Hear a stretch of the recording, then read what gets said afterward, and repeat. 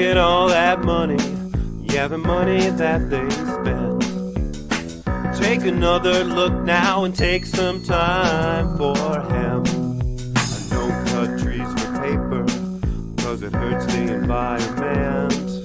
Stop deforestation, yeah, it's time for hemp. Whoa, an acre of hemp makes 20 barrels of oil.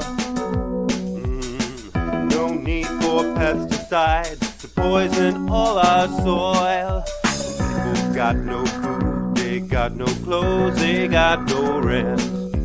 Well, right now it's time for hemp.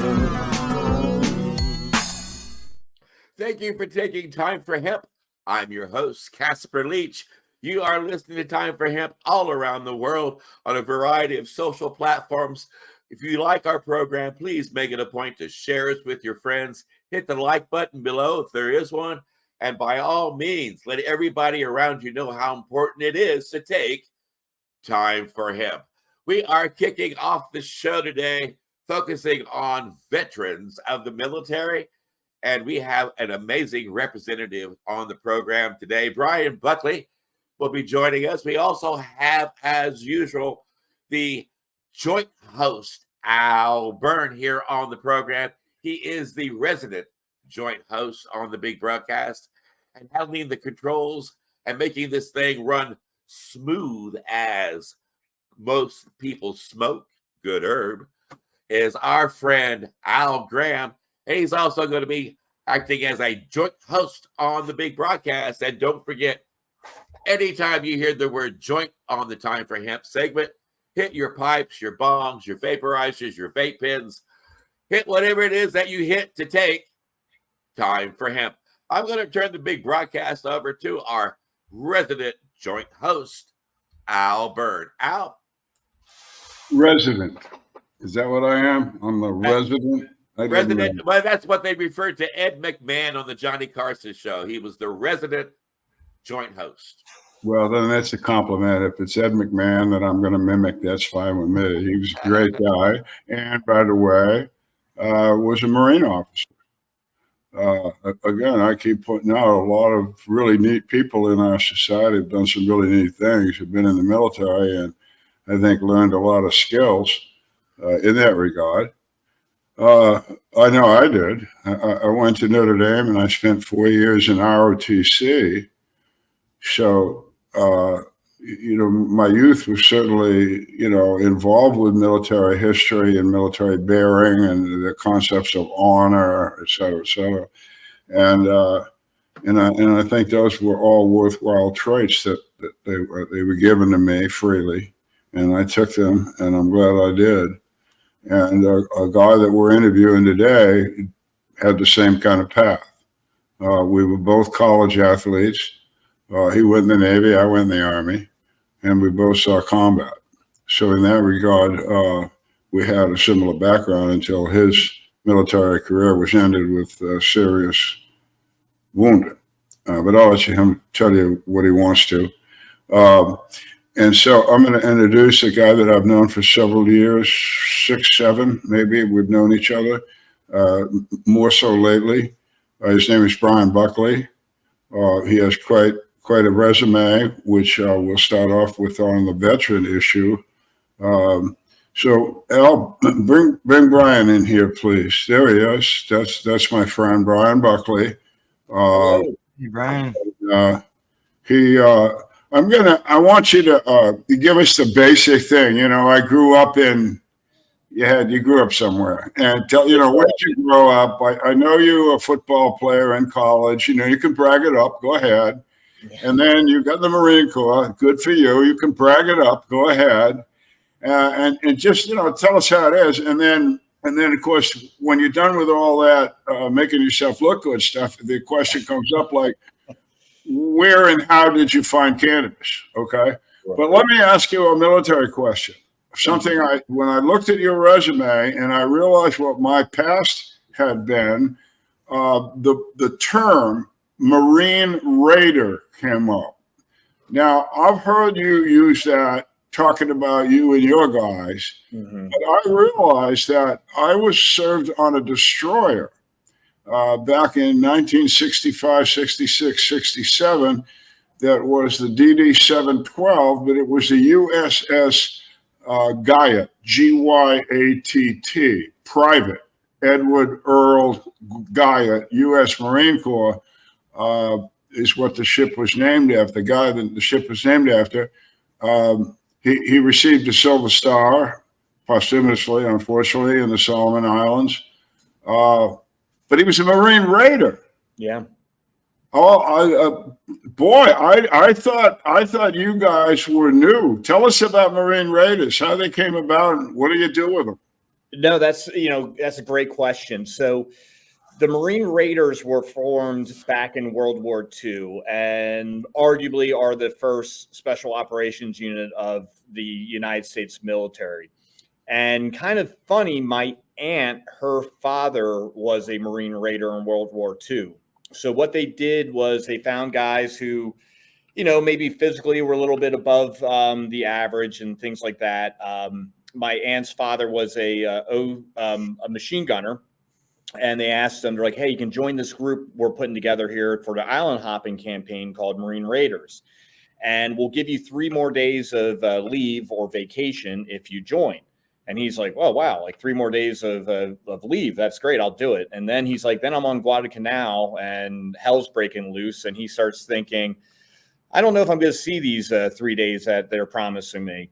And essentially what the Raiders were doing at that time frame was they would go out in the Zodiacs. They would go and basically get on the island prior to the main attack force and kind of do a preparation of the environment to make sure, where to land, what was going on, kind of paint a picture for them. And the Raiders were doing amazing work. And then midway through World War II, they're kind of like, we don't really need the Raiders anymore. So they disband them and put them back into their conventional infantry units. So some of the Marine infantry units still use the term Raiders, which there's been a little bit of, contingency back and forth about who's a Raider and who's not. To me, it's all good. But what happened with, I'll say, the Marine Raiders 2.0 was, I find this to be an interesting story. It's kind of a little bit of history here.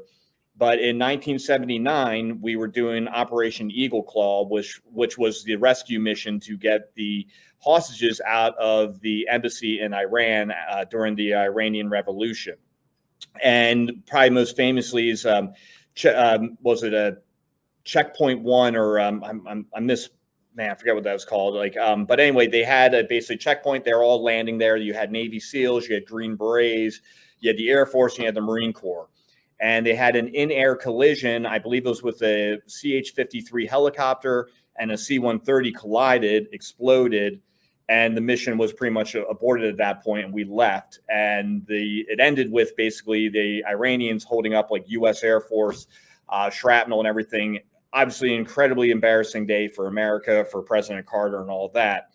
So the Department of Defense started thinking, hey, we got these special operation units in each of the military units, but they're not really all talking to each other. So they formed Special Operations Command, or SOCOM, came from that. And when they were like, hey, we're going to put Navy SEALs, we're going to put Green Berets, we'll put Marine Recon, and so on and so forth, the Marine Corps pushed back. And one thing about the Marine Corps is they do not like other people in charge of Marines except for Marines. And the way they were kind of able to, keep that at an arm's length is we have what we call Marine Expeditionary Units, or MUs. And you always have 2 MUs out at a time from the East Coast, West Coast. Sometimes out in Okinawa, they pop out as well. And they would make them special operations capable. So you would have the reconnaissance guys there, or the SEALs could fly in and do a mission, the Green Berets, so on and so forth. And everything was fine. And then 9/11 happened. And essentially, President Bush and Secretary of Defense Rumsfeld called the Marine Corps and said, we're not asking you, we're telling you, you are going to have a special operations unit that's going to fall in Special Operations Command. That's just the way the world is going. It's going to be more of these surgical type strikes against these terrorist organizations. So what they did is they took the reconnaissance all-stars, if you will, and these were some bad dudes. I mean, these were legendary guys in reconnaissance. And they put them together and formed what they called Marine Detachment 1, or Det 1, which is more well known. It was based out here in Camp Pendleton. and they fell under the command of Naval Special Warfare, or the Navy SEALs. And essentially, it was kind of their proof of concept. Would this work? The Marines went out to Iraq. They kicked ass. The Navy SEALs are like, yeah, they can do it. And what happened at that point was the Force Recon flag went down, and the MARSOC, or Marine Special Operations Command, flag went up. And so part of the deal was that one force platoon from each coast, from the East Coast and West Coast, would remain with the Marine Corps, and then the rest would go over to SOCOM. So SOCOM would have operational control, not administrative control. The Marine Corps still controlled that. And then that's kind of how it started rolling. Now, I'll kind of make this quick because I know I'm talking for a little bit here. Fast forward, we have MARSOC, you have Navy SEALs, you have Green Berets, and all this stuff. Well, my last big boss was a gentleman named Admiral McCraven, who is probably best known as the 3-star commander of Joint Special Operations Command. And he planned the raid to go kill Osama bin Laden. Obviously, that raid went well. He got his 4th star. They bumped him up to the commander of SOCOM. And Admiral McCraven is a fantastic flag officer. I know Al will back me on this one. Sometimes those flag officers become pretty political and will kind of do the Washington, D.C. dance. Not McCraven. He will call it like it is, and he was just an outstanding leader. So we had him over at our compound at the time it was called 1st Marine Special Operations Battalion, and we had a room called the Helman room. We cut our teeth in the Helman province, and we're definitely going to talk more about that during the interview. And during that, one of my good friends, and by the time he left, he was probably the most highly decorated Marine Raider. His name was Master Sergeant Bryan Buckley. He was awarded a Navy Cross, which is one medal behind the Medal of Honor. And arguably, I think the guy should have got the Medal of Honor. But I remember he walked up to me and he's like, "Hey, I'm going to ask the Admiral, do the Marine Corps generals even like us?" And I'm like, "Yeah, go for it." So Admiral McCraven's kind of doing his stalk, and he's like, "Any questions?" And Bryan raises his hand, and Admiral McCraven's like, "Yeah, Bryan, what's up?" And he's like, "Admiral, do our generals like us?" And he just gets a big smile on his face, and he's like, "Listen, Jimmy Amos, who at the time was the Commandant of the Marine Corps, 4-star, he's like, Jimmy is like my drinking buddy. We go out in D.C. all the time. He loves you guys." He's like, if he had his way, he would paint the MARSOC symbol on every MEU ship that we had. He's like, so he loves you, but the other 3- and 2-star generals, no, they don't like you guys. But he's like, hey, I'm a Navy SEAL. No one likes us. So he's like, welcome to the club. But he said in that, he goes, you guys need to be, it needs to be different. You guys need to be recognized for who you are. So I'm going to push to get the Marine Raider name designated for you. And you guys need some sort of warfare pin. Like, the Navy SEALs have their trident, stuff like that. That's very visible. And, to kind of conclude this part where it all came to be and when we got redesignated Marine Raiders, General Amos was getting ready to retire. And I'll never forget, we're on a video teleconference with Admiral McCraven, and he's asking, when would we have a Marine officer that would be a theater special operations commander, which is like a 2-star? And McCraven's like, you're never going to get it. And he goes, why not? He's like, because you have your officers in special ops for 2 years, you send them back to their primary MOS or military occupation specialty, and then they come back over to MARSOC, but they miss 2 years for, key builds they would need to have in order to obtain a TSOC command. And he's like, oh, well, then I'll just close loop the officers. And he's like, come on, Jim, I've been asking for the past couple of years. He goes, yeah, well, we'll do it now. And he goes, and you know what I'm going to also do? I'm going to redesignate the Marine Raiders as well. And McCraven laughs, and he's like, you really are retiring, aren't you? He goes, oh, yeah, I'm going to throw a big old frag grenade behind my back as I walk out the door. And sure enough, the MARSOC flag went down and the Marine Raider flag went up. And what was great was, obviously, Marine Raider stuff is awesome. But what I took probably the most pride in was seeing some of the original Marine Raiders from World War II that we flew out for the ceremony. And you just saw the tears in their eyes where they were like, our legacy is going to get remembered. Our unit's going to get remembered, because it was just very bizarre. The Marine Corps is super big on its lineage and what has happened, but the Raiders were kind of like that drunk uncle they didn't want to talk about, kind of put it in the corner a little bit. So to be able to get that Raider flag back up, we were able to hand the original Raiders the actual new Marine Raider warfare pin. It was just an amazing time. And, circle back to my my aunt, she was just overwhelmed because that was her father's unit. And for it to come back into existence was a big deal. So, yeah, the Marine Raiders, I think we got the redesignation back in like 2013 or 14 timeframe. So we're definitely the new kids on the block. But, Marines are what we are, and we like to do what we do, and we like to take over missions. And, the Raiders are out there kicking ass and stealing missions from the SEALs and the Green Berets. And they're not too happy about it, but it's, a great rivalry we all have with each other. We can all make fun of each other, but we're all real tight. And I've had a great opportunity to work with some outstanding SEALs and Green Berets, and also some like the British SAS and other people like that.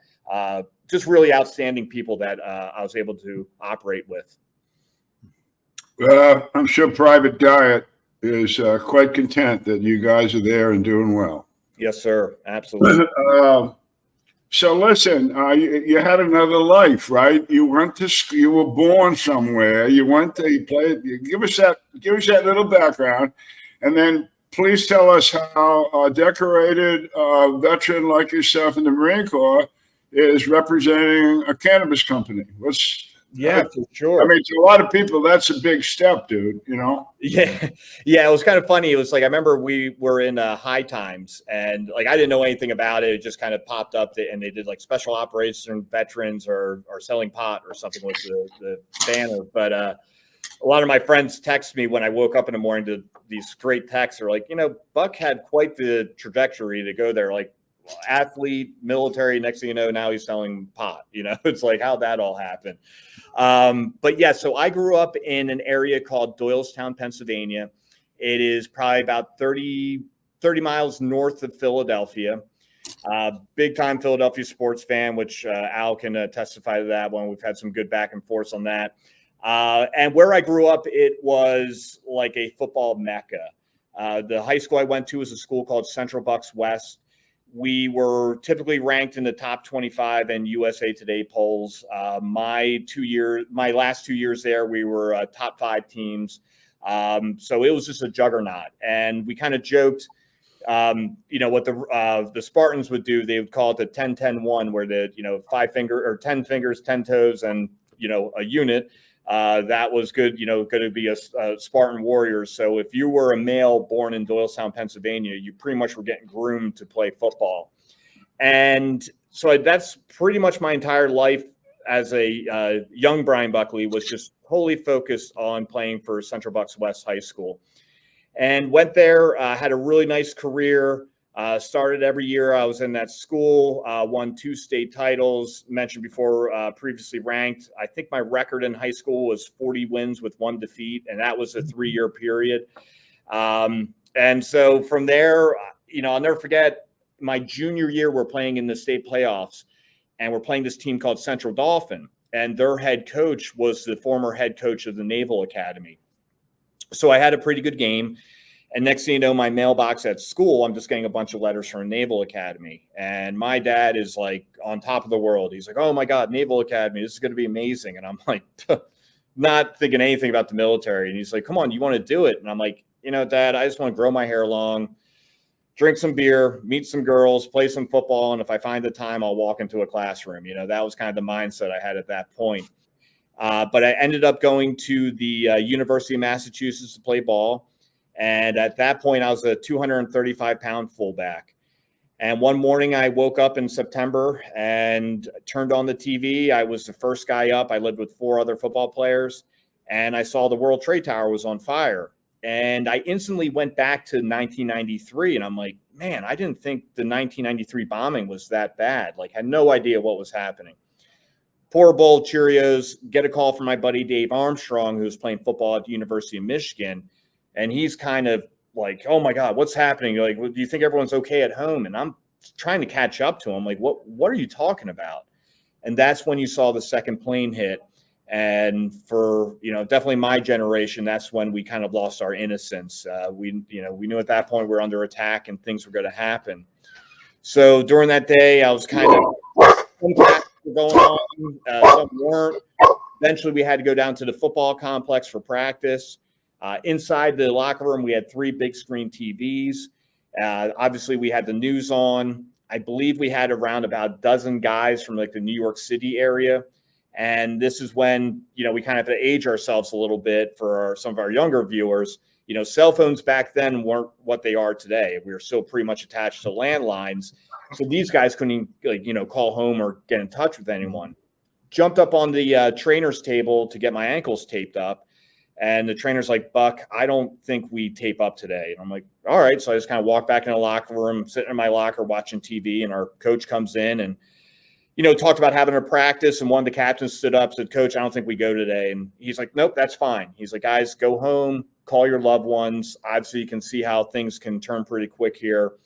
And he's like, I don't think we're going to be playing this weekend. He's like, he just said, he's like, I'll never forget Pete Rozelle said his biggest regret as the NFL commissioner was playing football the week that John F. Kennedy was assassinated. So we went out, got a couple cases of beer, went back to the apartment, turned on the TV just like everyone else was. And that's when they started showing people jumping out of the building. And I'll just never forget, there was this one woman and she leapt out. And I just started thinking, I'm like, how terrible of a situation are they in that she's thinking this is her best course of action? She obviously knows what the end state is going to happen here. And I'll never forget, as she's falling, she was holding down her dress, kind of doing it with dignity. And it just spoke to me like that's America. And I know it sounds a little bit corny, but I just, everyone's sitting around talking tough. I just quietly got up, went into the bathroom and looked at myself in the mirror and said, it's time for me to go earn my citizenship. And I knew somehow, some way I was going to get into that fight. And next day I called my buddy who was at the Naval Academy at the time, told him what I wanted to do. He's like, if you come to the Naval Academy, you got to start over. And I started thinking like, oh God, I'm going to miss the war. Stupid me. That thing went on for 20 some years. But we started talking about a school called Villanova University. And he's like, Villanova has one of the best reputations for Naval and Marine Corps officers. He's like, they're actually, if in terms of generals and admirals, Villanova is second behind the Naval Academy right now with the most flag officers in there. And Villanova was probably about 30 minutes from my house. So just kind of made sense. So I transferred to Villanova. And the original plan was I was going to fly for the Navy. While I had to go to Newport, Rhode Island. I had to make up 2 years of ROTC. And then I checked in at Villanova. And they have an individual there called an assistant Marine officer instructor, which will be a gunnery sergeant in the Marine Corps, and they have to be drill instructors. And the gentleman I had was a guy named Gunnery Sergeant Donald Moeller, and he's what we would call a recon baby. Once he got through boot camp to School of Infantry, he went right to reconnaissance, tried out, made it, and spent his career there in recon and that special operations training group. And just a really hard-looking dude. Like, if you had to draw a Marine, you're probably going to draw a guy close to this guy. And he pulled me aside one day and he's like, you want to fly for the Navy? And I'm like, yeah. And he's like, no, that's not you. And he's like, you need to come over to the Marine Corps and do some stuff here. So I went there and, he's like, you need to get into reconnaissance. And that was my mindset at that point. I was just obsessed with getting into Marine recon. Once I graduated from Villanova, I received a commission into the Marine Corps. We had to start off in the infantry, so I had orders to 2nd Battalion, 8th Marines in Camp Lejeune, North Carolina. We conducted a deployment to Fallujah, Iraq. And typically for Marine officers, you would have to stay in your infantry unit for 2 deployments before you can move on somewhere else. I had a pretty good deployment, and when I came back, they said, listen, we're going to give you an opportunity here. If you go take the Marine Recon Indoc and make it, we'll send you over to recon a couple years early. And I'm thinking, great. Like, I was a platoon commander in the infantry. All my buddies now are getting ready to be executive officers, which, you kind of lose your spurs a little bit. You're doing more admin stuff. But here I am having an opportunity to go have another command over in recon. So went through, passed the Indoc, got orders over to the 2nd Reconnaissance Battalion in Camp Lejeune. We went back over to Iraq 6 months later. At this point, we were a kind of a quasi-force reconnaissance asset. Like I mentioned before, Force Recon was gone. It went over to MARSOC. But we were under command of the Marine Expeditionary Force. And the general who was in command of us was a man named General Gerganis, another outstanding flag officer. And he had us operating in the entire Al-Anbar province, which was Western Iraq, which was a very volatile area. It was kind of the Sunni area. That's where you had Ramadi and Fallujah and some kind of key cities. If you can go back into the 2004 through 2008 timeframe, you heard a lot about that place. Had another successful deployment. Again, I was supposed to stay in recon for a couple of years, but when I came back, they were starting back up force recon, and they asked me to take a force recon platoon. And I said, I'll do it, but can I be the first platoon out the door to go over to Afghanistan? And they're like, no, this one captain hasn't deployed in 2 years. He has to deploy. And that's when I started talking about taking the MARSOC selection. And my commander was kind of like, come on, man, like you don't want to be a MARSOC. You're a Marine, you know, all that stuff. And I'm like, well, sir, with all due respect, I'm like, if you look at our recruiting videos, you have guys running across bridges atop of lava. They've run across, they fight a dragon, and once they kill the dragon, they become a Marine. I'm like, these are the guys you guys are trying to recruit, people who want to see how far the rabbit hole goes. And I'm like, you know, I really want to go over to MARSOC and test myself and see what I can do. And he just looked at me, he goes, all right, that was a good sales pitch. And he's like, you're first lieutenant. This is actually probably a good time frame for you to go take selection. So he's like, here's the deal. You make selection, I'll cut you orders, and you can go over to MARSOC. So went over to selection. I think there was like 300 of us went over there to try out. Not a lot of us made it, but luckily I was one of the ones who made it through, and went to MARSOC and started doing deployments over in Africa, Southeast Asia, and as well as Afghanistan, in particular, the Helman province. And, you know, it was very interesting, a lot different from conventional forces. You're dealing with ambassadors, you're kind of dealing with some high level stuff. You're definitely going into places where they don't really have a lot of answers. That's kind of on us to figure out what's going on. And I would say probably the most dynamic deployment I did was my tour in Afghanistan in the summer of 2012. This is not anything to brag about. It just is what it is. I was told by a general that year, they're like, this has been the bloodiest summer for special operation forces since the Vietnam War. I had a 15-man Raider team, and I think I handed out 10 Purple Hearts. We had one KIA, and that was pretty successful compared to some other SEALs and Green Berets and other Raider teams. We're just losing a lot of guys. And to put how kind of volatile that deployment was, there were, at the time, you would have 3 teams in a Marine Special Operation Company, and each team was led by a Marine captain. And we got there in May. In June of that year, Captain Derek Herrera was shot and paralyzed, so he had to come home. In July, I got lit up by what they call underbarrel grenade launcher, or UGL. Took shrapnel all throughout my body, up into the left part of my head. Still have a lot of shrapnel in my body still. But, you know, when I came out of my first surgery, luckily my doctor was a former Army Ranger. And, you know, myself and 2 other of my teammates were wounded. And he's like, what do you want to do? And I'm like, what are my options? And he said, well, your 2 friends are going home.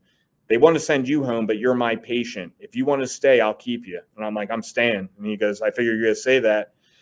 And he just turned and said, listen, Captain Buckley's my patient. He's staying. And he looked at me. He goes, I need to do 2 more surgeries on you. So I'm going to give you about 24-hour rest. And then I'm going to give you about 48-hour rest. And then we should be good to go. And they did the next couple surgeries. And a couple of days later, I was back out in missions. The medical staff there was incredible. And they put Humpty Dumpty back together again and went back out and, you know, kept fighting. And kind of what my team was doing, we had the special operations mission. We had things called village stability platforms. So Raiders, SEALs, and Green Berets, they would go into villages. They would grow their beards out, wear traditional dress, do everything from building a well in that town to standing up a local police force. And ultimately, what they wanted to do was help them learn how to provide their own security and start up their own local economy so they could self-sustain. My team was the commando team. So I was in charge of the 7th Afghan Special Operations Kandak, or Special Operations Battalion. I was in charge of 777 Afghan commandos and special forces. We would take the Afghan special forces and have them supplement with the other village stability platforms.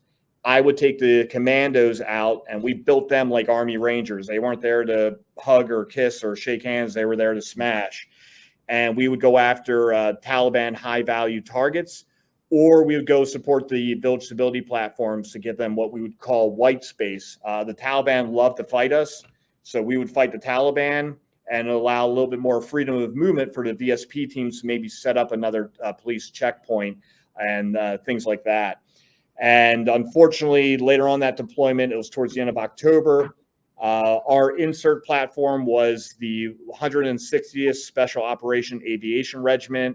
If you ever saw Black Hawk Down, it was the Black Hawk Down pilots. These guys, they're all warrant officers, and these guys are the best pilots in the world. But had a helicopter incident where I had a spiral fracture and dislocated my ankle. And I had to stay on it for 2 days during the mission just because I couldn't bring more helicopters in, just due to the threat of them being shot down. So when I came back off that mission, basically I had to put my ankle back in place. They sent me to Germany. I had a deal with my CJ SODIF commander, who it was ran by the Army Special Forces 7th Group, that I could do my surgery and rehab in Germany. Then it would bring me back down to Afghanistan. Clearly, I would not be able to go out and fight, but I'd be able to stay back in the rear and help plan. But my ankle was so swollen, they're like, we could do the surgery. We just wouldn't be able to put you back together again. So they had to fly me back to Cali and let my ankle chill out, let the swelling go down, did the surgery. But unfortunately, it was a pretty bad surgery, so I wasn't able to go back. But I was able to, rehab and get myself through it and go back out on a couple other missions before I ultimately left the Marine Corps. Wow, that is amazing. I talk about dedication. Thank you. Yes, thank for all you. your jeepers. Well, so let's go. Let's speed up to today. Bryan is married. Yep. I've never met his wife, but she's a charmer. I'll tell you. Yeah. Couple of kids who he pays a lot of attention to. Yeah. He owns. I guess that's the right founder. How about you're the founder of a cannabis company? Yep. And you're a cannabis user, are you not? 100%. 100%. All right. Well, so you're out of the Marine Corps. Let's go to today. You're out of the Marine Corps. I take it in the Marine Corps you did not use cannabis, and this all started after service. I might be wrong. And then then you got back with a bunch of your guys, and you all right? Go there. Yeah. So left the Marine Corps. I got married. We started having some kids, and I started up a nonprofit called Battle Brothers Foundation. I was just kind of seeing, a lot of the nonprofits at the time were working more towards the active duty forces, which we needed. Right, we're fighting a 2-front war. There was a lot going on. But I just noticed there wasn't a lot going on for veterans. Essentially, when I left the Marine Corps, it's like I checked out and got in my car and like a tumbleweed went by and I pulled out an I-5 and that's it. It was all over. So I just thought, hey, we need to help these men and women. They did great things in the military, but they still got a lot of living left to do. And we need these great Americans to go off and do great things in civilian life. So started Battle Brothers Foundation. We help out on a personal, medical, and economic side, help you transition out. We help out via disability claims. We can get you into treatment centers if you're suffering from opiates or alcohol, post-traumatic stress, all the above. And, at the end, we want to find them a job too. And not just any job so they make some money, but something that is meaningful and purposeful to them. Mm-hmm. So we can hopefully avoid a mistake they can't come back from. But as I mentioned, I got shot up and shrapnel behind my knees and all this stuff. And guys, I just couldn't sleep. And, I know we've all been there, and it's just a terrible feeling. And never consumed cannabis in my life, never had an issue with it, but just playing sports and obviously in the military, you just didn't really think about it. And someone said to me, they're like, why don't you try some cannabis? And I'm like, let's do it. So tried it, felt amazing. First time I felt like my joints were loose. And more importantly, I was able to sleep. And I kept using it and it kept working. So I'm sitting there thinking, I'm 100% disabled. I can go down to the VA right now and get 15 pills like that. But this green plant's doing everything I needed to do. Why can't I get this prescribed to me? So went out and I met with some members of Congress. And it was a long meeting, but basically the gist of it was, what do you guys need to get this into the VA? And they said, listen, there has probably been no plant studied more than cannabis. Unfortunately, no Americans have done it. So what you're going to need to do is not just get data, but you're going to need an American face on it. They're like, good luck. So this is why I tell people never make comfort-based decisions, right? Like your alarm goes off at 5 a.m. and you're supposed to go to the gym, but that pillow feels good and you hit snooze, right? That's a comfort-based decision. So I'm going around trying to raise money for Battle Brothers. I'm just getting my butt kicked. And I did confirm to go to a cannabis symposium at UCLA. And guys, all I wanted to do at this point was go back to my house in San Diego and go to bed and be like, what the heck just happened today? But I'm like, listen, you made a commitment, go. So I go there, listen to the first segment, good doctors up there kind of talking the same stuff. And we get a coffee break and I go out and I meet this gentleman named Helman Valley. And Helman is from Israel, served in the IDF. And we just kind of started talking and I told him about what I wanted to do. And he's like, well, I work for a company called Niametic Healthcare and Research Services. And they've been doing cannabis research for a couple decades. Probably most famously, if you guys remember that Sanjay Gupta CNN interview, when he went over to Israel, he was actually with the nurses from Niametic, and they were the ones taking him through the senior citizen centers where they really started doing their cannabis research. And he's like, listen, for anyone to take you serious, you're going to need to get this thing called an institutional review board. It falls under the FDA, and what it means is you've been cleared for human trials. Without it, you can't publish in medical journals. I'm like, okay. And he's like, you're probably not going to get much help from your government, and this is going to be pretty expensive, so good luck. So went home, and this idea came from a Paul Newman salad dressing bottle where it says profits to charity. And I'm like, well, what if we start an adult use brand in California where we donate our profits back to our research? And that's where we came up with Helman Valley Growers Company. And the 4 letters HVGC are very significant in the Marine Raider world. That is basically, it stands for the Helman Valley Gun Club, HVGC. So I threw those letters up on the wall, came up with Helman Valley Growers Company pretty quick. And I'm like, man, that works. Let me go brief the Raiders and make sure they're good with this. And when I told them everything I wanted to do, they're like, hey, not only are we cool with you using the 4 letters, but can we get a job with you when we get out? And I'm like, well, yeah, that's kind of essentially what we want to have happen, is have veterans making medicine for veterans. And we launched the company with our first $50,000 of profits. We had to put that forward to develop a study design to see if medical cannabis can reduce the symptoms of post-traumatic stress. It went back and forth a lot. They're asking us if we have an FDA license. Are we working with the National Institute of Drug Abuse, or NIDA? We said, no. We want to keep this in-house so we can control it. And eventually we got approved for it. And typically the IRBs are saved for medical companies or universities or colleges. So for a private company to get one of these, that was pretty significant. And that's been the whole mission behind Helman Valley, is to develop this treatment protocol and formulation, and see if one day, after we do enough of these studies, if we can get this into the VA, just not making medical cannabis legal for veterans, but for every patient that could benefit from it. Well, I'm listening to quite a lot that's going on with your organization. So I get the impression you're not doing any of this alone. I mean, gosh, you say if someone comes to you, they need help getting paperwork in, you can help do that. If someone needs help do it, you can help do that. And if you're working on, so I get the impression, and plus you've got a wife and kids, and unless I'm mistaken, they require at least 1 or 2 hours a week of your life. Yeah, we keep a pretty tight timeline on that one. So I'm thinking there must be a team of people that's around you. Yeah. There's been a great group, just not veterans, but also just some really great citizens. People say, like, listen, I never served, I don't know. It's like, listen, these boys and girls went forward to fight for you. Now they're back here and they're not in such great shape. Now it's your turn to step up and fight for them.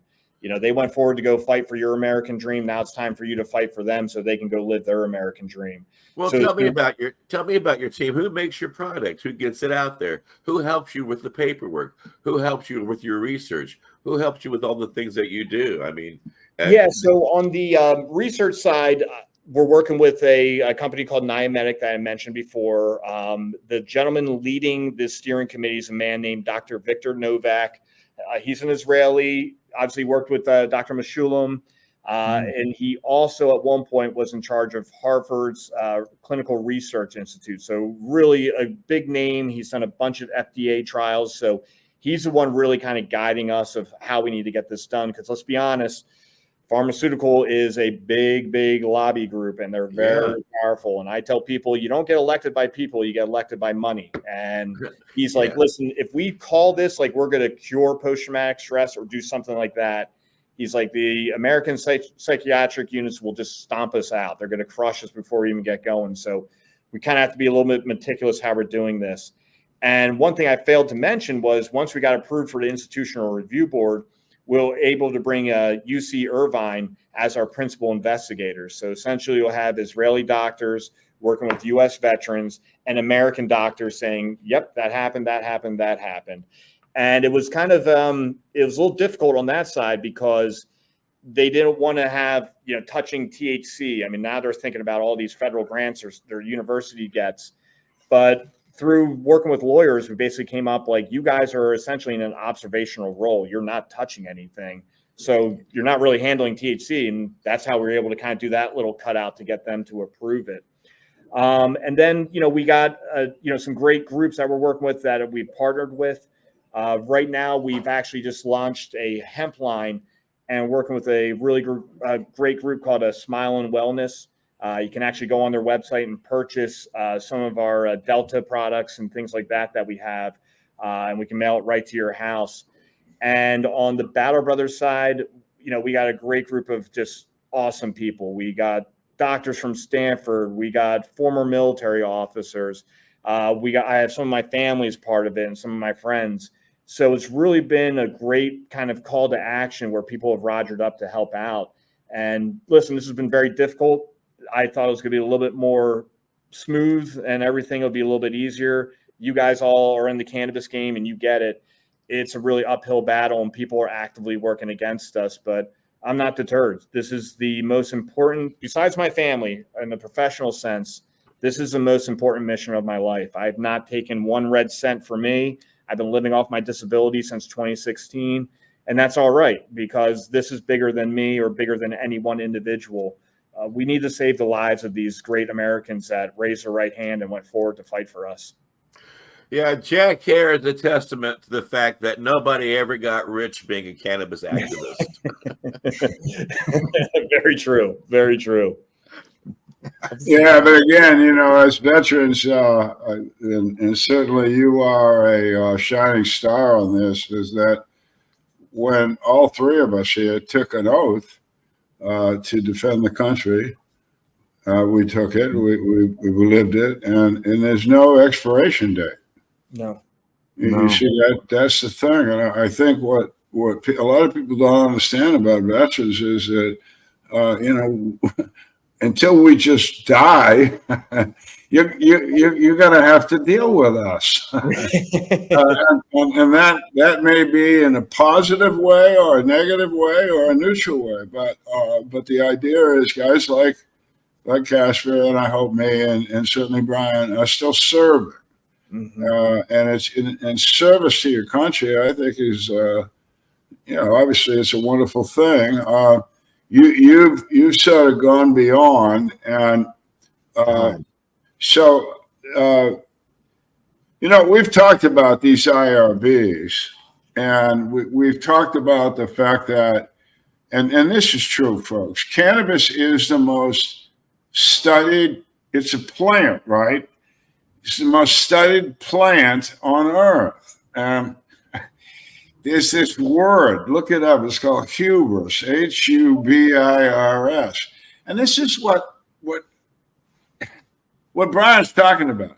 American hubris about everything, whether it's who's got the prettiest ice cream, prettiest girlfriend, who makes the best ice cream, or cannabis research. If it isn't American, it ain't worth shit. I mean, that's basically what hubris means. Yeah. What we disregard the world, the whole damn world. There's a world right out there someplace, and it's a lot of people in it, a lot of smart people, and but it doesn't matter what they do, what they've done, and with science, we got to have our own. So that's what Bryan's trying to do. It's a barrier that is ridiculous, but guys like he and I have had to deal with this for decades. Dealing with stupid. Oh. So if you're going to give somebody some money, give it to Casper so that he can pay his rent, and then send the foundation some money because they're doing good work, necessary work, and obviously you can see by the leadership that they have here.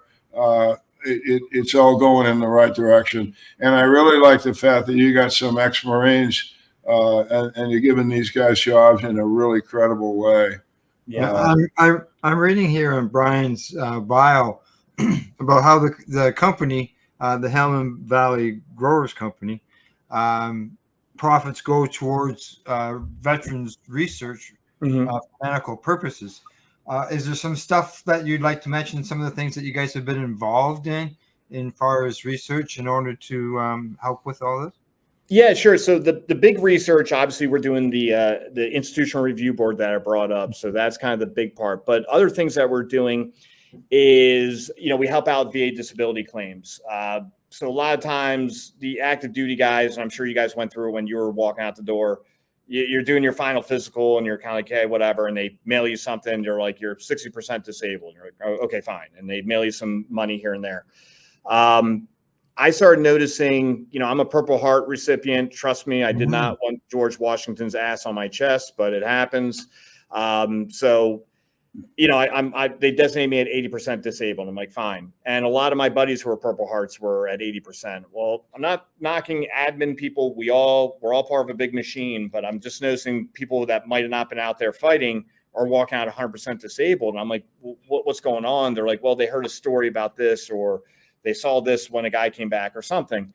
And I'm like, man, this is messed up. So it really just started out where I was just helping out my friends get up to 100% disability, because that is a massive game changer, not just for you, but for your family. I'm like, we all went forward and we played around on the playground, but the wives were back here, keeping the house like warm and raising the kids and doing all this. Well, This gives them a great opportunity to maybe go off and do some things they want to do and take care of your family.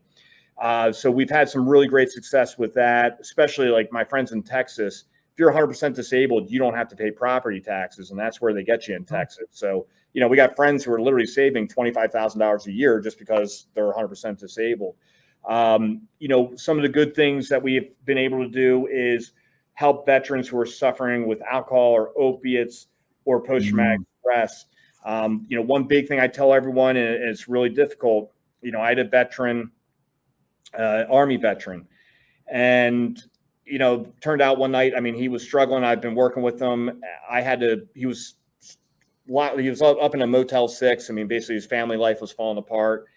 And, I went to go check in on him, and I had to kind of get through the door. And I'm not saying this in a dramatic way, but he had a gun and he gave me the gun. I'm like, that's good. I kind of disassembled it and put it in my car, and drove him down to the hospital and had to get him into an inpatient therapy where, he had to walk in and say the words, "I'm thinking about killing myself," and things went in action. And, the guy there was a big mess. Like, he didn't have an ID. He tried to get on to Camp Pendleton. The Marines kept his ID because his car was all kind of out of whack, and he just drove right off the base. So we were trying to get him to a treatment center in Arizona, and we were trying to figure out how to get him there. And then he just kind of called up and flipped out on me. And it's like, he's like, "Why are you doing this to me? What X, Y, and Z?" And I'm like, "Hey, just stick with us. We're going to get you through it." And eventually he walked out and just kind of mother effed me and all this stuff. And I'm just kind of shocked. But what our director of treatment and recovery, he's like, "Listen, you popped your cherry." And I'm like, "What do you mean?" He's like, and my buddy's he's a recovering alcoholic, and he's like, listen, the 12 steps are a real thing. And he's like, I think it's step 3 is when you've got to ask for help. And he's like, if they don't want the help, it's never going to work for them. You can't want something for them. They got to want it themselves. And he's like, I've had guys on heroin that I know are going to die in about 2 weeks if they don't stay in treatment. But if they walk out and they don't want to do it themselves, it is what it is. So he's like, you kind of have to let them go. And, so that's kind of the tough part. But, Al and I both have a mutual connection where we were on a group called the Veterans Action Council. He came on and he just said, listen, I'm drinking too much and I need some help. And it was like, okay, if you're ready, we'll do it. And called up my the director of treatment and recovery. And about 3 days later, we had him into a treatment facility, and he's been sober since. So he really wants it. So that's why I tell people, it's like the veteran, they've really got to want to help themselves first to actually make this work. But we've had some great success stories there. And then job wise, it's been great helping people find work. And the nice thing about Battle Brothers is you don't have to start at point A and go to point Z. Sometimes I get a call and someone's like, I'm drinking too much. I need some help, or I need work, or I need something. That's fine. We gear it to you. And then we also work with other nonprofits. One thing we learned is if you're paralyzed, some great therapy is actually riding a horse, because a horse, the way it moves, it almost moves like a human moves. So you actually build up their core, and their core strength gets better.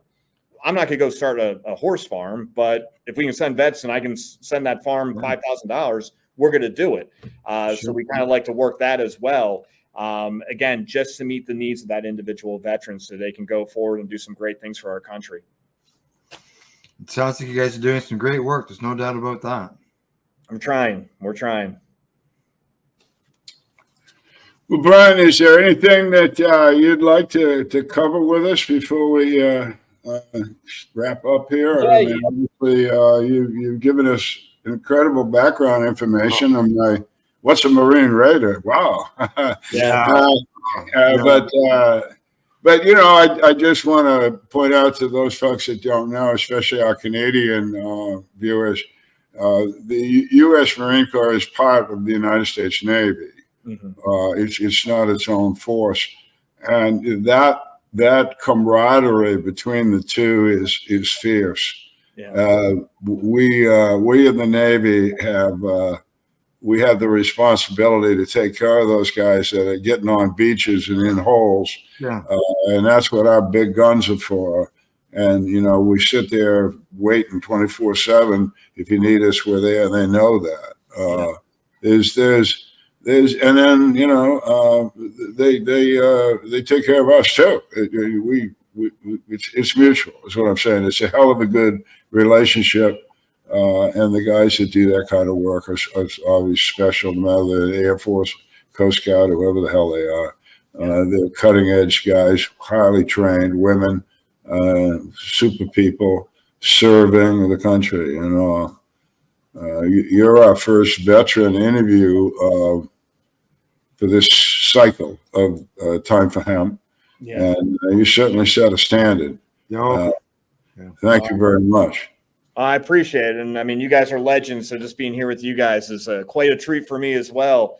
One thing two things I like to share is, one, go on smilingwellness.com, SMILYN wellness.com, and go into the search bar and write HVGC, and you'll see our products pop up, and we can ship right to your house, fully legal, thanks to the 2018 Farm Bill. But again, those profits will go back to help support our research, which we desperately need. So real excited if you guys could help us out there. And, two, we spent some time talking about, who we are, and we took our oath, and that doesn't end until, we take that long dirt nap. But I do advise some members of Congress, and, to me, I don't care about political parties. I think the Republicans and Democrats have all lost their minds, but there is a thing called duty. And if your country calls on you, I think you got to answer that call. And, we're talking to some of these members of Congress, and I'm just going to bring it up, like the Ukraine war, and everyone's talking about this, and World War III and Poland. And I just asked a really simple question. I was like, can you guys tell me the political objective for Ukraine? What is the definition of success? What is it when we hit this mark, we've won, we're good. And they couldn't give it to me. And if you sit there and think about since World War II, we've been in Korea, Vietnam, Persian Gulf, Afghanistan, Iraq, and some other things that kind of maybe not as intensive time frame ones. And the only one we really set a political objective for was the Persian Gulf War. Get the Iraqis out of Kuwait and we're done. And everyone felt good about it. We didn't have that in Korea. We didn't have it in Vietnam. Didn't have it in Afghanistan. Didn't have it in Iraq. And I just am amazed at how fast our elected officials are to send our greatest assets, our men and women overseas to fight in wars. And you guys know it. You go there, you're never the same. We all have demons. You never beat them. You just got to learn to live above them. I just want you, for you all out there, just ask your representatives, what's the political objective? Why are we doing this?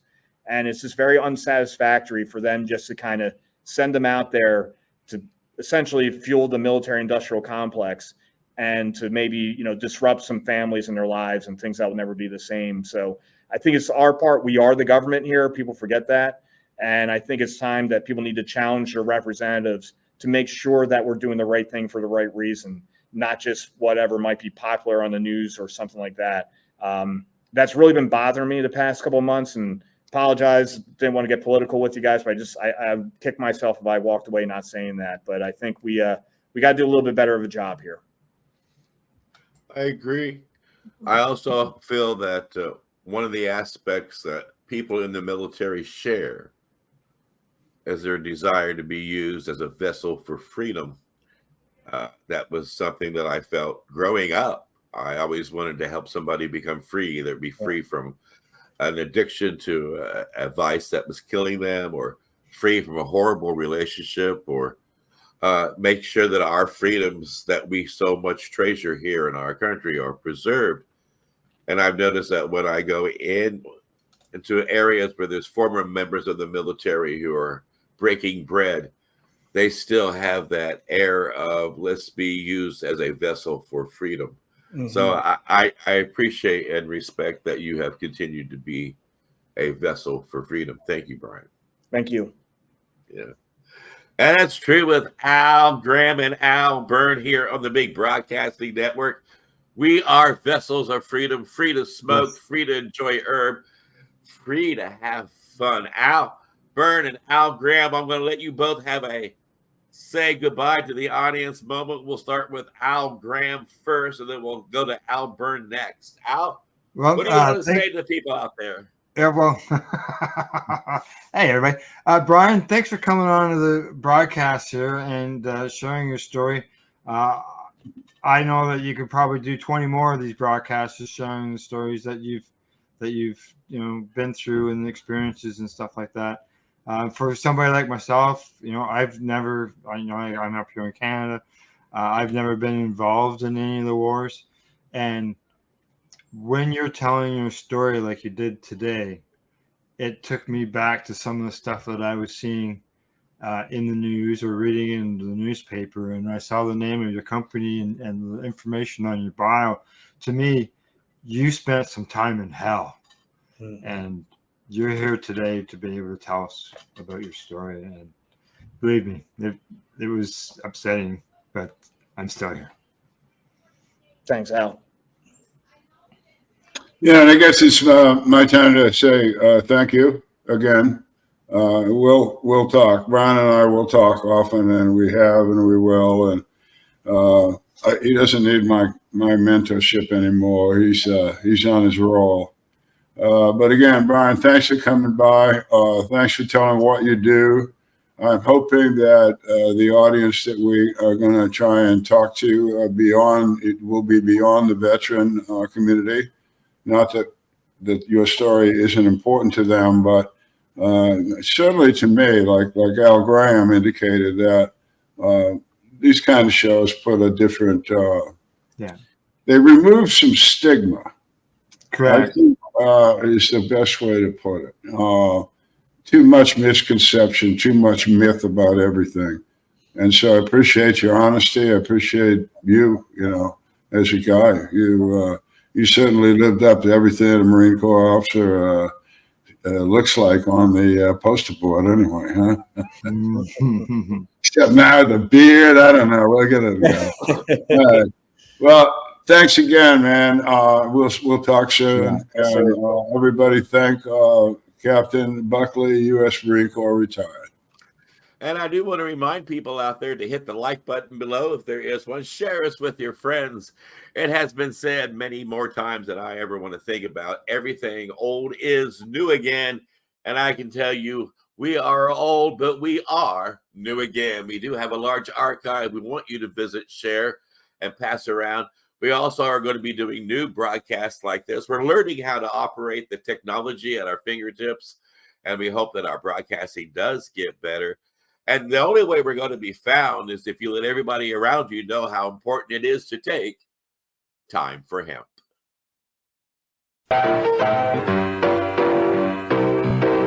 Look at all that money, yeah, the money that they spend. Take another look and spend some time for him. Don't cut trees for paper, cause it hurts the environment. Stop deforestation, yes, it's time for hemp. Whoa, an acre of hemp makes 20 bales of oil. No need for pesticides to poison